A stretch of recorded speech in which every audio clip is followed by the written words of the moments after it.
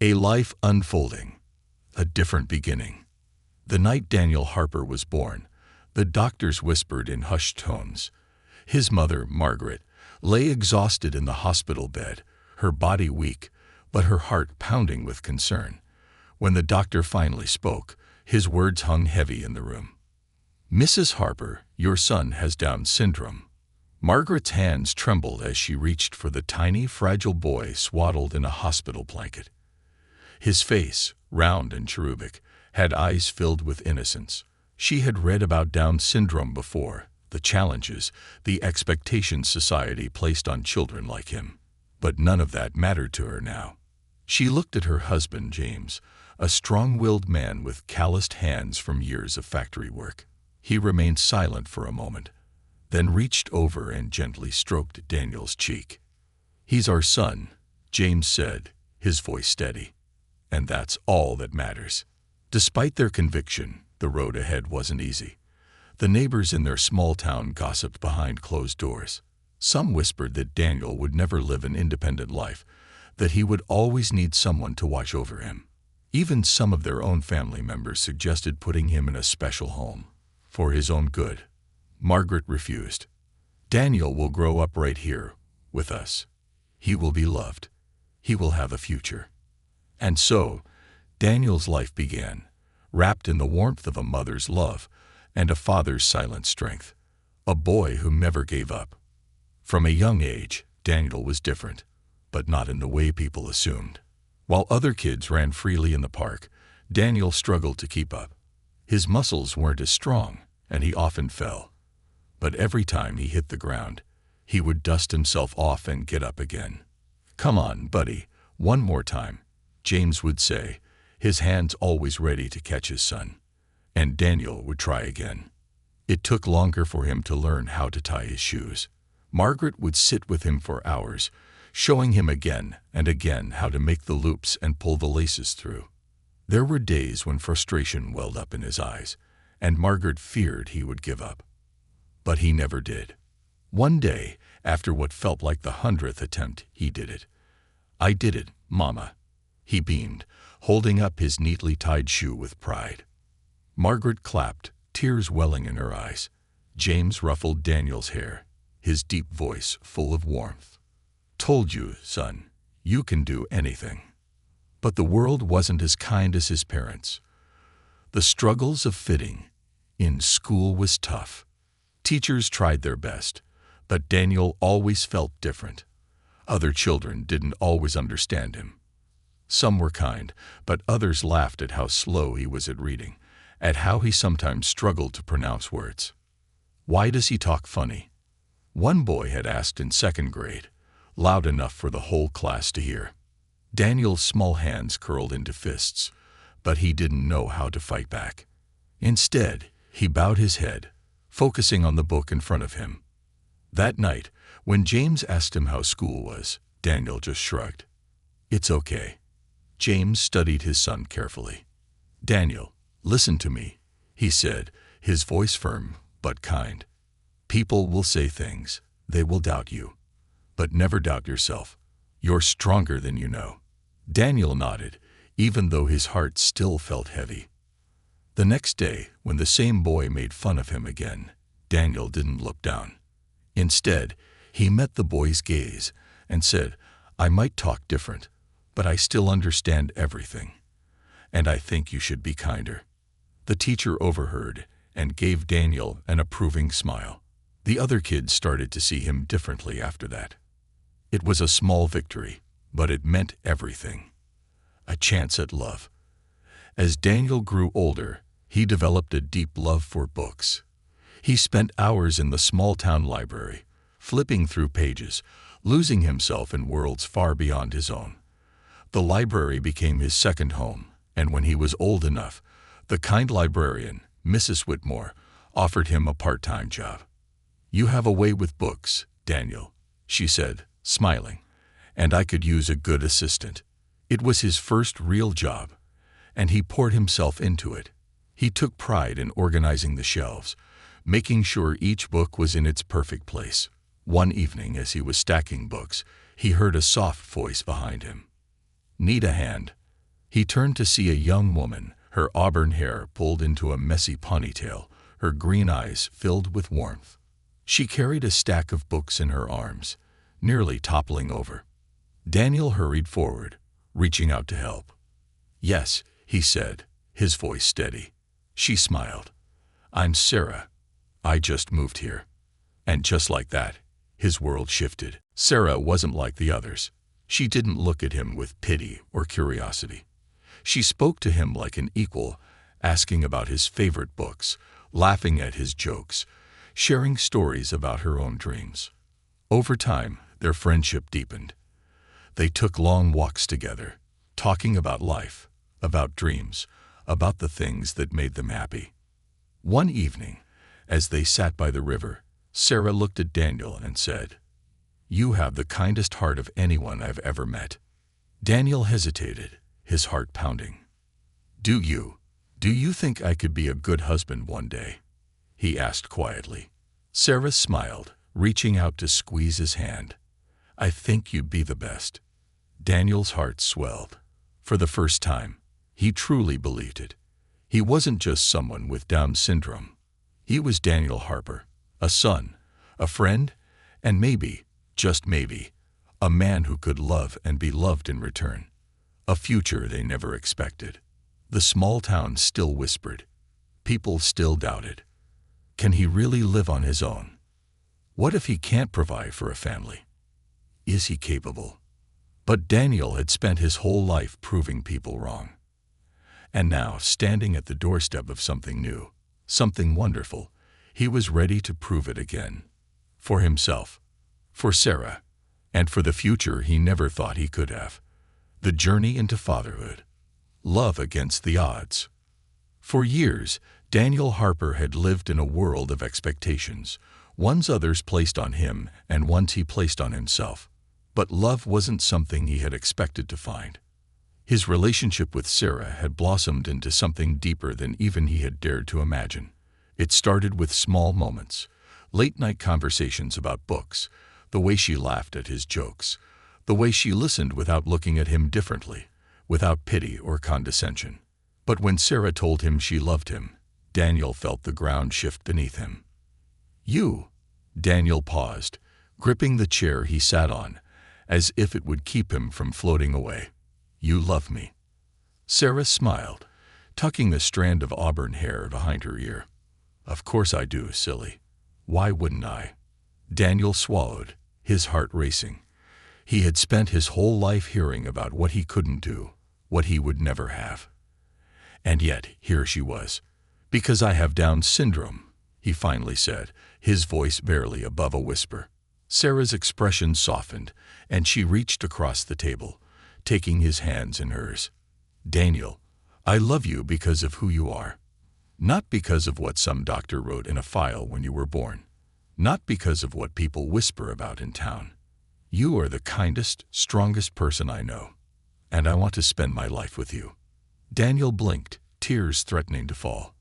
He had always dreamed of love, but had never truly believed it could happen for him. But Sarah wasn't a dream. She was real, and she was his. The proposal that changed everything. They had been dating for over a year when Daniel finally found the courage to propose. He had spent weeks planning it, rehearsing the words in his mind over and over again. He wanted everything to be perfect. So, one warm autumn evening, he led Sarah to their favorite spot, a quiet park where they often sat and watched the river. He had set up a small picnic, and as the sun began to set, turning the sky into shades of pink and gold, he reached into his pocket and pulled out a small box. His hands trembled as he opened it, revealing the simple silver ring he had saved up for. "Sarah," he began, his voice shaking, "I know I'm not. I know people say things about me. They think I can't do certain things, that I won't be a good husband or a good—" Sarah put a finger to his lips, silencing him gently. "Daniel, stop," she said softly. "Just ask me." He took a deep breath, steadying himself. "Will you marry me?" Sarah didn't hesitate. She threw her arms around him, laughing through her tears. "Yes, 1,000 times, yes. Daniel exhaled, relief washing over him. He had spent his life proving he could do things. But with Sarah, he didn't have to prove anything. She just believed in him. And that was enough. A home of their own. Marriage was more than just love. It was responsibility, a partnership. Daniel had always been meticulous, careful with details, and that skill served him well as he and Sarah built their life together. They moved into a small but cozy apartment. Daniel kept working at the library, while Sarah, a school teacher, brought home lesson plans and stories of her students. They cooked together, danced in their tiny living room, and dreamed about their future. But the whispers didn't stop. Do you think he can really take care of her? What if they have kids? Would he even know what to do? I just hope Sarah knows what she's getting into. Daniel tried to ignore them. He had spent his whole life ignoring them. But one evening, after overhearing a particularly cruel conversation at the grocery store, he finally broke. "Sarah," he said, his voice tense as he paced the kitchen. "Do you think they're right? That I can't?" He stopped himself before finishing the sentence. Sarah set down the dishes she was holding and turned to him, her eyes fierce. "No, I don't. And you need to stop listening to them. You are more than what they think, Daniel. You always have been." Daniel let out a slow breath, nodding. I want to be a good husband, a good father someday." Sarah smiled, stepping closer to him. "You will be. I know it." Daniel held on to those words. And soon, he would need them more than ever. The news that changed everything. A year into their marriage, Sarah walked into the living room holding a small white stick with shaking hands. "Daniel," she whispered. He turned to look at her, immediately noticing the way she was trembling. "What's wrong?" She hesitated for a moment, then handed him the pregnancy test. 2 pink lines. Daniel's heart stopped. "We're having a baby." Sarah nodded, a nervous but excited smile breaking through her expression. For a moment, Daniel couldn't move, couldn't speak. A baby. He was going to be a father. He had dreamed of it, but now that it was real, a deep fear settled in his chest. Could he do this? Would he be enough? Would he fail his child the way the world had always assumed he would? But then Sarah placed his hand over her stomach and whispered, "We're going to do this together." And just like that, the fear melted away, replaced by something else. Determination, preparing for fatherhood.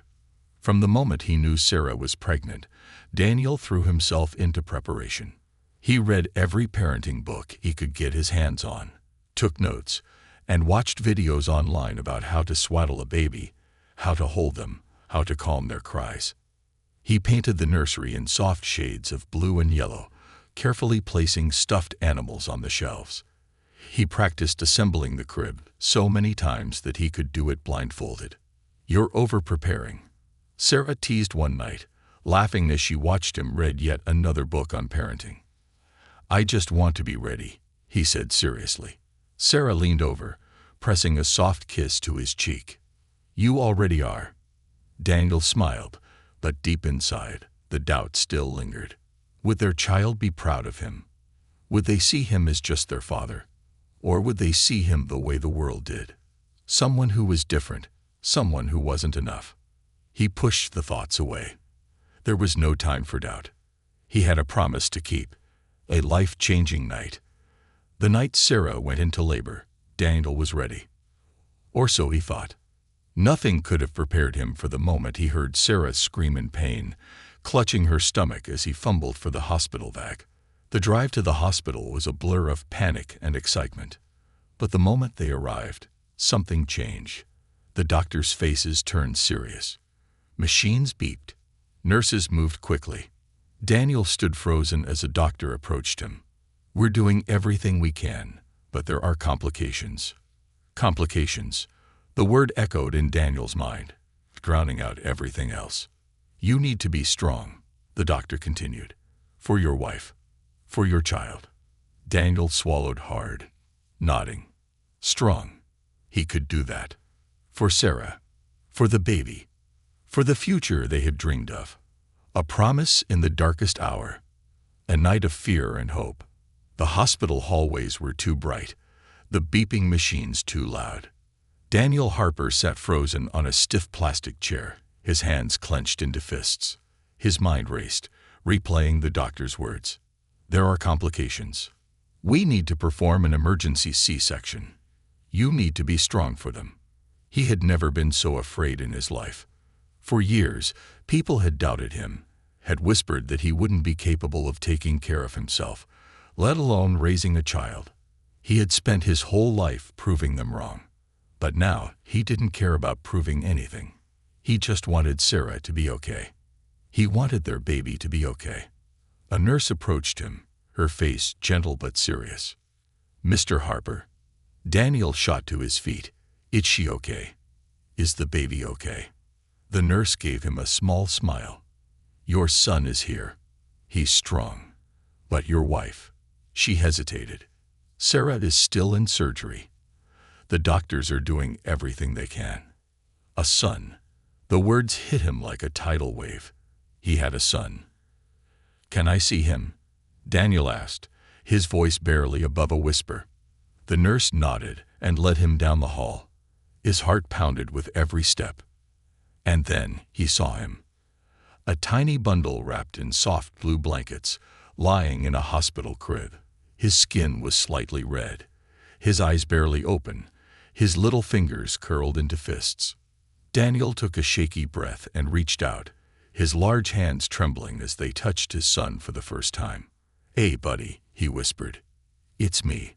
I'm your dad." The baby let out a small noise, shifting slightly.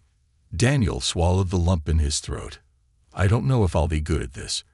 I don't know if I'll be enough. But I promise you, I will try. I will always, always try." Tears burned in his eyes as he gently cradled his son against his chest. He should have been the happiest man in the world. But his heart remained heavy with fear, because Sarah was still fighting for her life. The loss that shattered everything. Hours passed. Daniel sat beside his newborn son, refusing to leave his side. The world outside felt distant, muted, unreal. And then the doctor walked in. One look at his face and Daniel knew. "I'm so sorry." 2 words. That's all it took to shatter Daniel's entire world. Sarah was gone. She had lost too much blood. They had done everything they could. The room spun. The air felt too thin. His body trembled. "No," Daniel whispered. "No, she can't be." The doctor kept talking, his voice calm, explaining what had happened. But Daniel couldn't hear a word of it. Sarah. His Sarah. Gone. How was that possible? Just hours ago, they had been picking out names, laughing over baby clothes. She had squeezed his hand and told him they would do this together. And now she was gone. A sob tore through him. He covered his mouth, his body shaking as grief crashed into him like a storm. The nurses gave him space, understanding his pain.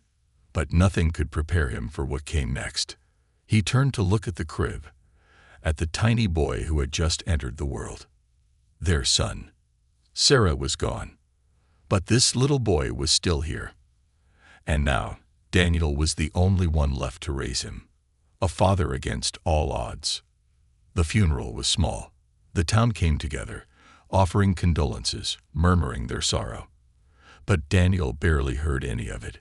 He stood by the gravesite, holding his newborn son, now named Ethan James Harper, after Sarah's father.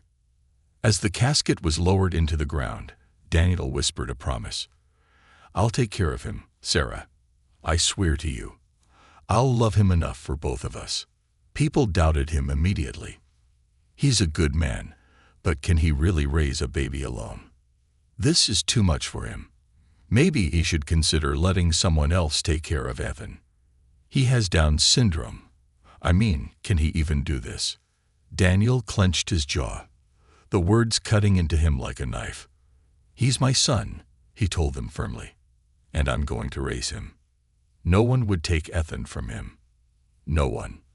The first night alone. That night, Back in their small apartment, reality crashed down on Daniel. Ethan cried and cried, his tiny lungs filling the room with desperate wails. Daniel tried everything. He rocked him, sang softly, even walked laps around the apartment, but nothing worked. Panic set in. What if I can't do this?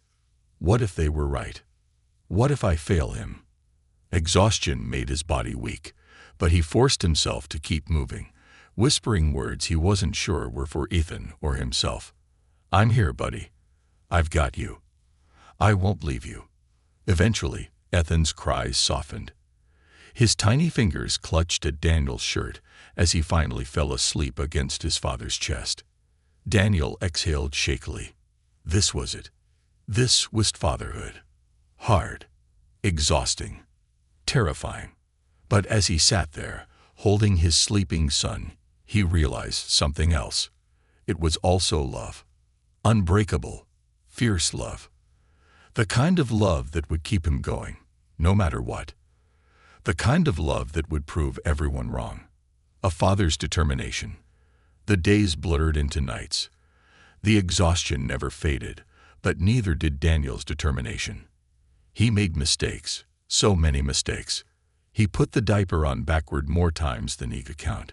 He mixed the formula wrong and had to remake it. He fell asleep on the couch more often than in his bed. But he never gave up. When Ethan smiled for the first time, Daniel cried. When Ethan wrapped his tiny fingers around his, Daniel swore he would never let go. Every challenge, every doubt, every whispered concern from others, none of it mattered. Because Daniel wasn't just a man with Down syndrome. He was a father, and he would fight for Ethan with everything he had. A community's judgment. But the world wasn't so easily convinced. At the grocery store, people gave him looks. Some pitied him. Others outright questioned his ability. At the pediatrician's office, a nurse spoke slowly to him, as if he were the child instead of Ethan. Do you have someone helping you at home? She asked, her tone careful. Daniel clenched his fists but forced himself to smile. No, it's just me and Ethan. And we're doing just fine. And they were. But people still doubted. Maybe he should let social services step in. Is it safe for the baby? He doesn't even have a real job. How's he going to raise a kid? The words stung, but Daniel didn't let them break him. Because every time Ethan looked up at him with wide, trusting eyes, he knew he was exactly the father his son needed. And he always would be. Defying the world, one day at a time. The battle to prove himself. Daniel Harper had always known life would test him. From the moment he was born, the world had expected less of him, had whispered doubts behind his back, but nothing compared to the challenge of proving he could raise his son alone. Ethan was only a few months old when the first letter from Child Protective Services arrived. Daniel's hands trembled as he unfolded the crisp paper, his eyes scanning the cold words. Routine welfare check to ensure the well-being of the child.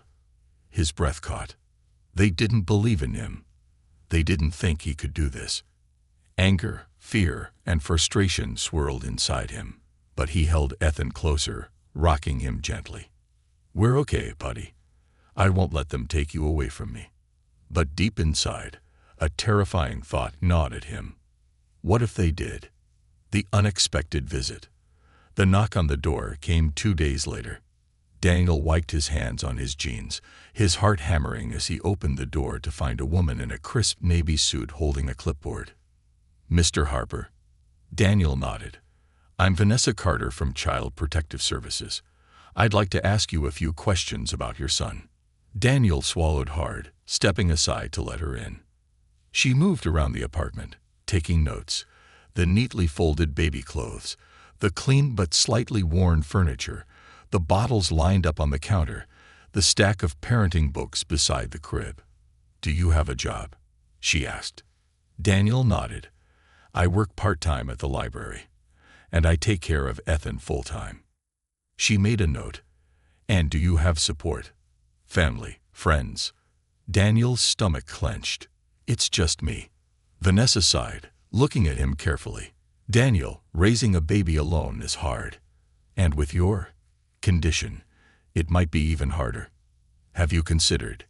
Daniel's fists clenched. He knew what she was about to say. No, he interrupted.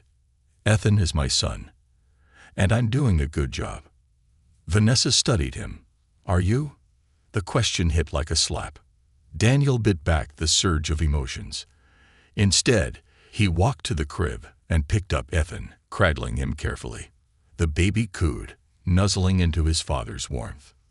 He's fed. He's happy. He sleeps through the night. I read to him. I take him to the doctor. I give him everything I have. So yes, I'm doing a good job. Vanessa watched them for a long moment. Then she gave a small nod. We'll be back for another checkup in 3 months. Make sure everything stays in order. And then she left. Daniel exhaled, his body shaking with relief. He had 3 months to prove, without a doubt, that he was a capable father. And he would, no matter what it took. The struggles of a single father. Daniel's days became a careful routine, one that required near superhuman effort. Early mornings, feeding Ethan, dressing him, reading him a book while drinking coffee to stay awake. Afternoons, working at the library, balancing a baby on one hip while shelving books. Mrs. Whitmore, his boss, had given him permission to bring Ethan to work as long as he didn't disturb customers. Evenings, cooking simple meals, washing Ethan's tiny clothes by hand, rocking him to sleep, whispering stories about Sarah so Ethan would always know about his mother. Late nights, falling asleep with parenting books in his lap, constantly worrying about the next TPS visit. No one told Daniel how exhausting it would be, how lonely it would feel, and how much doubt would creep into his heart, especially on the hardest days. The days when Ethan cried for hours, the days when Daniel accidentally burned dinner, the nights when exhaustion made him want to collapse. He couldn't afford to break, because no one was coming to save him. Judgment from the world. People still whispered when he walked through town. Some offered kind smiles, others, not so much. At the grocery store, a woman frowned as Daniel struggled to push the shopping cart while holding Ethan. You know, there are services that help young parents like you, she said. Maybe you should consider getting more help. Daniel forced a smile. I'm doing fine, thanks. At the pediatrician's office, the doctor spoke to Daniel like a child, over-explaining basic things, pausing often like he expected Daniel not to understand. Do you understand, Mr. Harper? We need to make sure Ethan's development is on track. Daniel's jaw tightened. I understand. I keep track of all his milestones. He's ahead in some areas. The doctor raised an eyebrow, but nodded, clearly unconvinced. Everywhere he went, people expected him to fail. So he had to work twice as hard. Not just for himself, but for Ethan, the one who believed in him. Not everyone doubted him. One afternoon at the library, as Daniel was carefully shelving books with Ethan strapped to his chest, Mrs. Whitmore watched him for a long moment. Finally, she spoke. Daniel, I just want you to know, I see how hard you're working. Daniel turned, surprised. Oh, thank you, Mom. She smiled. And I want you to know that you're doing great. Better than most parents I've seen. Daniel's throat tightened. He hadn't realized how much he needed to hear those words. Thank you, he whispered. She patted his shoulder. You don't have to prove anything to the world, Daniel. Just keep loving that little boy the way you do. That's enough. For the first time in weeks, Daniel let himself breathe. Maybe, just maybe, he was enough. The 3-month visit. The night before CPS's next visit, Daniel barely slept. He cleaned every corner of the apartment, made sure Ethan's clothes were folded perfectly, reviewed every medical appointment, every milestone, every note he had taken about Ethan's progress. When Vanessa Carter knocked on the door, he was ready. She walked through the apartment, taking notes again. She watched Daniel prepare Ethan's bottle, change his diaper, rock him gently when he fussed. She asked questions. Do you feel overwhelmed? Sometimes, but all parents do. Are you managing financially?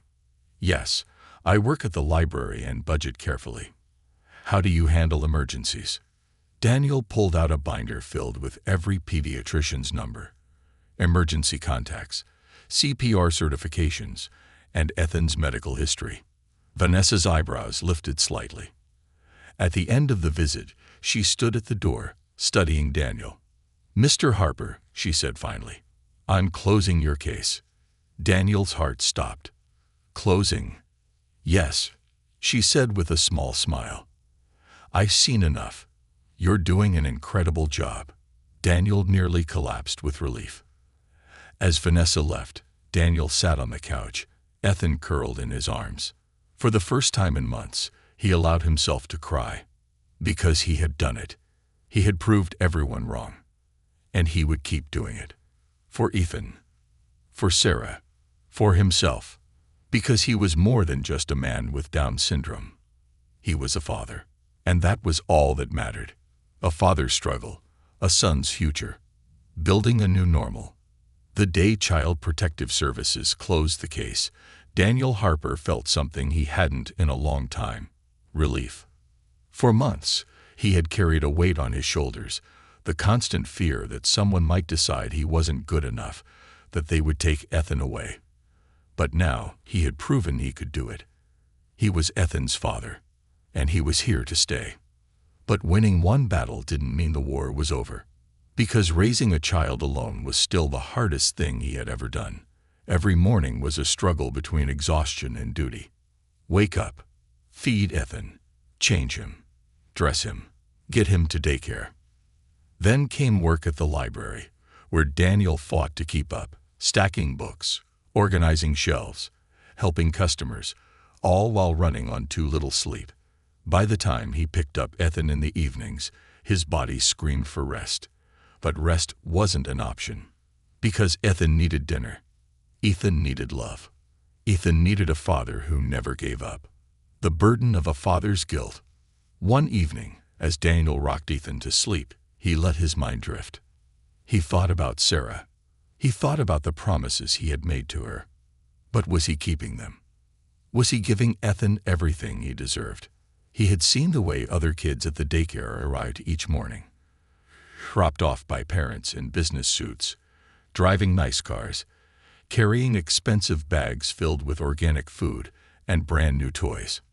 And then there was Ethan, bundled in second-hand clothes, dropped off by a father who sometimes forgot to shave, whose hands were calloused from work, who carried only what he could afford. Was that enough? Would Sarah be proud of him?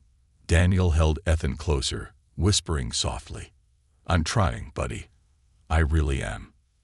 But deep inside, the doubt never left. An unexpected offer. One afternoon at the library, Daniel was shelving books when Mrs. Whitmore, his boss, approached. Daniel, can we talk? She asked gently. He turned, heart pounding. Had he done something wrong? Was she going to fire him? I've been thinking, she said, her tone kind, not critical. I know things have been hard for you, but I also know you love working here. Daniel nodded. I do. She smiled. Then I want to offer you something. A full-time position. Higher pay, better benefits, including health insurance for you and Ethan. Daniel's mouth fell open. You mean, really? Me? Mrs. Whitmore chuckled. Of course you've been one of my hardest workers. And frankly, the library could use more people like you. People who care. Daniel's hands trembled as he took in her words. No one had ever offered him something like this before. A real job. A real opportunity. A chance to build a better life for Ethan. Tears burned in his eyes as he whispered, Thank you. Thank you so much. Mrs. Whitmore squeezed his shoulder. You deserve it, Daniel. Never doubt that. The reality of full-time work. The promotion was a blessing, but it also brought new challenges. Now Daniel had to juggle longer hours at the library while still being present for Ethan. Some days, it felt impossible. He would rush from work to daycare, heart pounding, worried he'd be late picking up Ethan. He would stay up late, balancing the library's new responsibilities with late-night feedings and diaper changes. He would skip meals, stretching his salary so Ethan never went without. But no matter how tired he was, no matter how much pressure weighed on him, he never complained. Because this was what being a father meant. The night everything went wrong. One winter evening, exhaustion finally caught up to Daniel. It had been a brutal day. Ethan had been sick, which meant Daniel had barely slept the night before. The library had been busier than ever, leaving Daniel drained. He had rushed to pick up Ethan, but forgotten to buy groceries, which meant dinner was whatever was left in the fridge. As he rocked Ethan to sleep, his body ached, his mind fogged over with exhaustion. And then, he passed out. Right there, sitting on the couch, holding Ethan in his arms. A frightening awakening. When Daniel woke up, something was wrong. The room was too quiet. He blinked, his heart pounding. Ethan wasn't in his arms anymore. Panic surged through him as he shot up, searching the apartment. And then he saw him. Ethan had somehow wriggled free and rolled onto the floor. His tiny face was scrunched up in confusion, but thankfully he wasn't hurt. But Daniel felt like the worst father in the world. His hand shook as he picked Ethan up, checking him over. "I'm sorry, buddy. I'm so sorry." Guilt clawed at him, the weight of exhaustion crushing him. He sat there, holding Ethan, his mind racing. What if he had gotten hurt? What if I had slept longer? What if CPS had seen this? Would they take him away? The fear was paralyzing. Daniel had worked so hard to prove himself, but had he just proven them all right? Reaching out for help. That night, Daniel made a decision. He couldn't do this alone anymore. For so long, he had been afraid to ask for help, afraid that it would make him look weak. But he wasn't weak. He was a father. And a good father knew when he needed help. The next morning, he walked into the library and asked Mrs. Whitmore for a favor. I need help," he admitted, his voice shaking. "I need a babysitter, just a few nights a week. I can pay, but—" Mrs. Whitmore cut him off. "Say no more, Daniel. I know someone who can help." And just like that, things began to change. A community that cared. Within a week, Daniel had extra support. Mrs. Whitmore introduced him to Lisa, a kind older woman who had raised 5 kids of her own. She agreed to watch Ethan a few evenings a week, giving Daniel a chance to rest and catch up on work. At first, it was hard, leaving Ethan with someone else, trusting another person. But when he saw how happy Ethan was with Lisa, how she cared for him like he was her own, Daniel felt something he hadn't in a long time. Hope. Maybe he didn't have to do everything alone. Maybe, just maybe, he had a community willing to stand beside him. A new beginning. The weeks passed, and slowly Daniel found a new rhythm. He still worked harder than ever, but now he had help. He still faced doubts, but now he had confidence. He still missed Sarah every day, but now he knew, without a doubt, he was keeping his promise to her. Ethan was growing, thriving, happy. And Daniel, for the first time in a long time, he was too. Because being a father wasn't about being perfect. It was about showing up, day after day, no matter how hard it got. And Daniel, he would always show up, because that's what fathers do. A son's love, a father's legacy. The weight of sacrifice. Daniel Harper had never measured his life by success, money, or what people thought of him. He measured it by love, by the warmth of Ethan's tiny hand in his own, by the weight of his son's sleepy head on his shoulder, by every laugh, every bedtime story, every scraped knee he kissed better. But love didn't pay the bills. No matter how much he worked, no matter how carefully he stretched every dollar, the money never seemed to be enough. Ethan was growing. Soon, he would need new clothes, books, school supplies, field trip fees. And Daniel, a man who had never asked for more than what he had, suddenly found himself staring at overdue bills, wondering if he was failing the most important person in his life. One night, after Ethan had fallen asleep, Daniel sat at the kitchen table, staring at the numbers in front of him. His paycheck, his rent, his grocery expenses, they didn't add up. His hands clenched into fists. He had done everything right. He had worked hard. He had proven himself over and over again. And yet he still felt like he was fighting against a world that wanted him to fail. The second job that nearly broke him. Daniel needed more income. So he did what he had always done. He found a way. After finishing his shifts at the library, he took on a second job, a night janitor position at the local community center. It wasn't glamorous. It wasn't easy. But it paid. At night, after reading Ethan his bedtime story and tucking him in, Daniel would leave the apartment, exhaustion clinging to his bones as he made his way to the community center. There, he swept floors, emptied trash bins, cleaned restrooms, work that was both mindless and backbreaking. By the time his shift ended at 3 a.m., he could barely keep his eyes open. He would stumble home, collapsing into bed for a few short hours before Ethan woke up at 6 a.m., bright-eyed and full of energy. Daniel pushed through, because that's what fathers did. But the truth, he was drowning, a son who saw everything. Daniel thought he was hiding it well. The exhaustion, the pain, the endless nights where his body felt like it would shut down from sheer fatigue. But Ethan saw it all. One morning, as Daniel struggled to keep his eyes open while making breakfast, Ethan, now 5 years old, reached out and touched his father's hand. "Daddy, are you sick?" Daniel blinked, startled. "No, buddy, just tired." Ethan frowned. "Why are you always tired?" Daniel forced a smile. "Because I work a lot." Ethan's small face scrunched up in thought. "Do you have to?" Daniel hesitated. "Yes, because the world wasn't kind. Because love alone wouldn't keep a roof over their heads.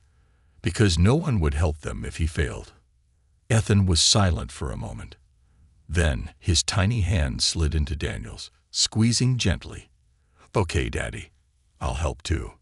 Daniel's chest tightened painfully. He wanted to tell Ethan not to worry, that it wasn't his job to help, that his only job was to be a kid. But the truth, Ethan was already growing up too fast, just like his father had. A breaking point. The weeks passed in a blur of exhaustion. Daniel barely ate, barely slept, barely felt human anymore. One evening, as he was washing dishes, his vision blurred. His hands shook, and before he could stop himself, he collapsed. The sound of breaking glass shattered the silence. Ethan screamed. "Daddy!" Daniel tried to get up, but his body refused to move. His arms felt like lead. His head pounded. And then, darkness. Waking up to fear.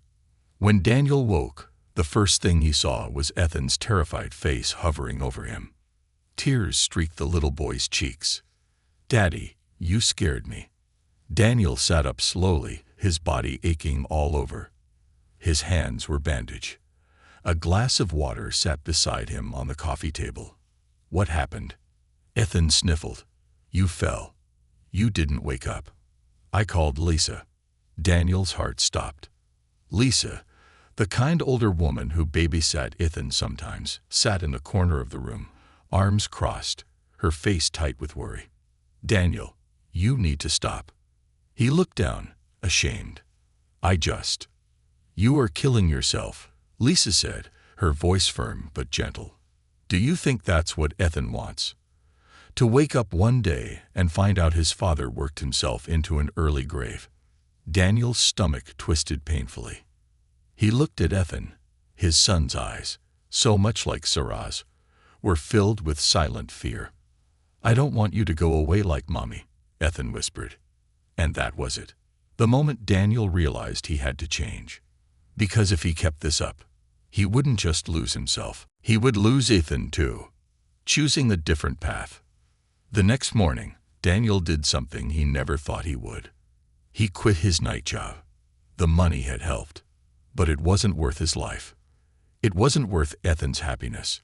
Instead, he sat down and made a new plan. He found a side job at home, editing books for a small publishing company. It paid less, but it allowed him to stay with Ethan in the evenings. He started accepting help from Lisa, from Mrs. Whitmore, from neighbors who offered to babysit so he could rest. He cut unnecessary expenses, finding smarter ways to make ends meet. It wasn't easy, but it was worth it. Because now, when Ethan woke up each morning, his father wasn't a hollow shell of exhaustion. He was present. He was alive. He was the father Ethan deserved. A son's love, a father's legacy. Years passed. Ethan grew into a strong, kind young man, shaped by his father's love and sacrifices. One evening, as they sat together on the couch, Ethan, now a teenager, looked at Daniel with a small, thoughtful smile. "Do you know what I want to be when I grow up?" Daniel smiled. "What, buddy?" "A teacher, or maybe a social worker, someone who helps people like you, like us." Daniel's heart swelled. "That's a good dream." Ethan grinned. "You know why?" "Why?" Ethan's expression softened. "Because I had the best teacher in the world. You." Daniel's throat tightened. For the first time in his life, he didn't doubt himself. Because Ethan, his son, his greatest love, his proudest achievement, was proof that he had done something right, that he had been enough. And in the end, that was all that ever mattered. A legacy of love and strength. The quiet strength of a father. The years passed like the turning pages of a book, each chapter filled with struggles, love, and the unbreakable bond between father and son. Daniel Harper had spent his entire life proving people wrong. They said he wouldn't survive on his own. He did. They said he couldn't raise a child. He did. They said he would fail. He didn't.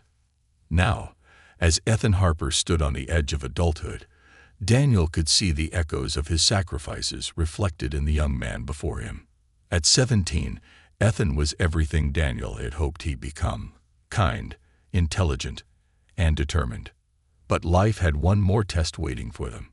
And this time, it wasn't just about survival. It was about saying goodbye. A father's failing health. Daniel was only in his 40s, but years of exhaustion, sleepless nights, and physical labor had taken their toll. He had always been strong, always pushed through.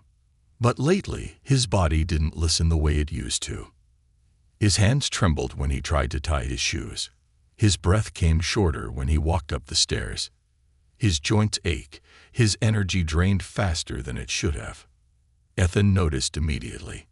"Dad, are you okay?" Daniel forced a smile. "Of course, buddy. Just tired." But Ethan wasn't a child anymore. He saw through the lies. And one night, he confronted Daniel. "Dad, you're sick, aren't you?" Daniel hesitated. He had spent so many years protecting Ethan. Now Ethan was the one trying to protect him. "I'm just getting older, that's all," Daniel said gently. Ethan clenched his jaw. "You work too hard. You never take care of yourself. You gave everything to me. Dad, I see it. I see it every day. But now, I need you to take care of yourself too." Daniel's heart ached. Because for the first time in his life, he couldn't promise Ethan that he would be okay. The hospital stay that changed everything. One morning, Daniel collapsed in the kitchen. Ethan was there. He caught his father before he hit the floor, screaming for help as he grabbed the phone. Within minutes, paramedics arrived. Within an hour, Daniel was in a hospital bed, unconscious. Ethan sat in the waiting room, fists clenched, tears burning his eyes. "Please don't take him away from me," he whispered. He had already lost his mother. He couldn't lose his father too. A doctor finally emerged, clipboard in hand. "He's stable, but he needs to rest. Years of exhaustion have put immense strain on his heart. He's not in critical condition now, but if he doesn't slow down, it will get worse." Ethan exhaled shakily, relief mixing with fear. What do we do? The doctor gave a small smile. He needs to stop taking care of everyone else and start letting someone take care of him. Ethan nodded. For years, his father had sacrificed everything for him. Now, it was his turn. A son's promise. When Daniel woke up, the first thing he saw was Ethan sitting beside him, eyes red from crying. "Hey, buddy," Daniel whispered, his voice hoarse. Ethan let out a breathy laugh, relief washing over him. "Hey, Dad." They sat in silence for a moment before Ethan spoke again. "Dad, you've done enough." Daniel frowned. "What do you mean?" Ethan swallowed hard. "I mean, you don't have to work yourself to death for me anymore. I'm almost 18. I have a college scholarship. I can get a job. I can help now." Daniel's chest tightened. "I don't want you to worry about me," he whispered. Ethan smiled softly. "That's the thing, Dad. You taught me how to be strong. Now let me take care of you." Daniel blinked back tears. For so long, he had been the one carrying the weight. But now, Ethan was strong enough to carry it too. And Daniel had never been more proud. The day everything came full circle. Months passed. Daniel took a break from work. Ethan took a job to help with expenses. Lisa and Mrs. Whitmore helped wherever they could. And for the first time in years, Daniel let himself breathe. One evening, as they sat on the porch watching the sunset, Ethan turned to Daniel. "You know what today is?" Daniel raised an eyebrow. "Should I?" Ethan grinned. "The anniversary of the day CPS closed your case." Daniel's lips curved into a small smile. "That was a good day." "It was," Ethan agreed, "because it proved something." "What's that?" Ethan's voice grew softer, full of emotion. "That you were always meant to be my dad." Daniel blinked rapidly, his throat tightening. "I didn't always know if I was good enough," he admitted. Ethan scoffed. "Dad, you were more than good enough. You were everything." Daniel felt the weight of his entire life in that moment. Every struggle, every doubt, every time someone told him he couldn't do it. None of it mattered, because his son knew the truth. Daniel Harper was not a failure. He was not a mistake. He was not just a man with Down syndrome. He was a father, and he had done exactly what fathers were meant to do. He had loved. He had sacrificed, and now he could finally rest, knowing he had given Ethan the greatest gift of all, a future, a life, and a love that would never, ever fade, the legacy of a father's love. Years later, Ethan Harper stood on a stage, his college diploma in hand.